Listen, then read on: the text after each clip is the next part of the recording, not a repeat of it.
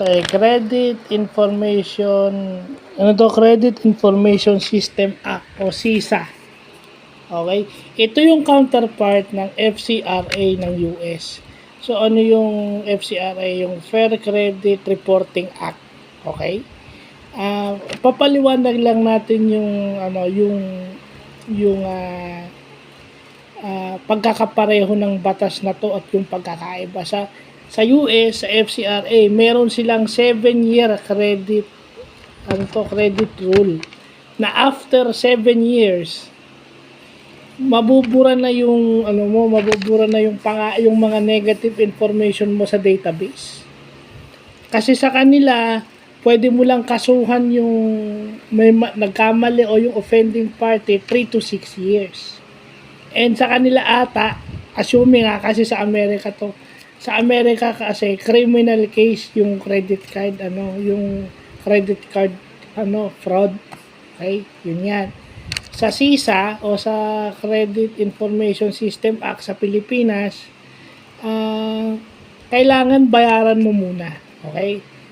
Mabubura may 7-year credit rule tapos mabubura dito, kailangan bayaran mo muna.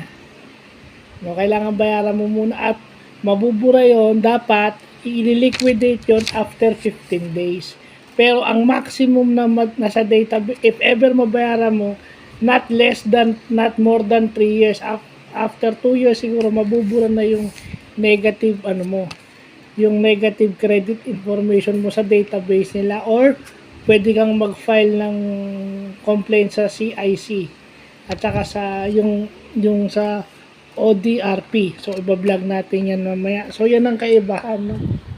Etong RA 9510 o yung Credit Information System Act nung 2008 at saka itong FCRA sa US, yung pagkakaiba actually, yun lang nga kasi hindi naman considered na alam mo yung utang sa credit card, hindi naman kasi considered na criminal case yan, kaya siguro wala silang statute of limitation o prescription period. Again, consult lawyers and law students. So magandang nabablog natin yan. So meron pa tayong susunod dito mamaya. Ang pala pagka may alam ka talaga sa makakaiwas ka kasi you know the law. So kung hanggat maiiwasan mo na wag matukso, dito pa lang talaga matututo ka ng i-control yung credit card mo. It suggests na talagang matututo ka talagang, kung hindi mo maiwasan mag-credit card, matututo ka talagang tipirin yung laman ng credit card mo. Kasi mahirap maalagay sa alanganin. Diba? Kasi may babayaran ka ring penalty dyan, mga up to 1 million pesos at based on the law. So yun. Sipin mo, 15 day, magpa-file ka sa CIC, sa Credit Information Corporation, kung saan yun?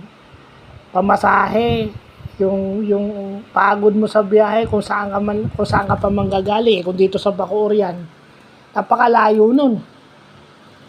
Assuming sa Manila, hanapin natin yung address mamaya. So yun, ang ganda lang kasi sa FCRA, sa Fair Credit Reporting Act ng US, after 7 years, kung walang mangyari, mabubura na siya.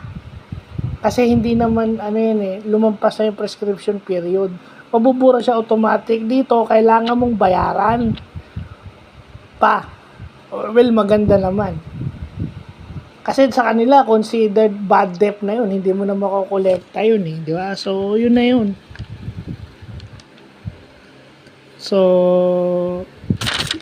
yun lang pa.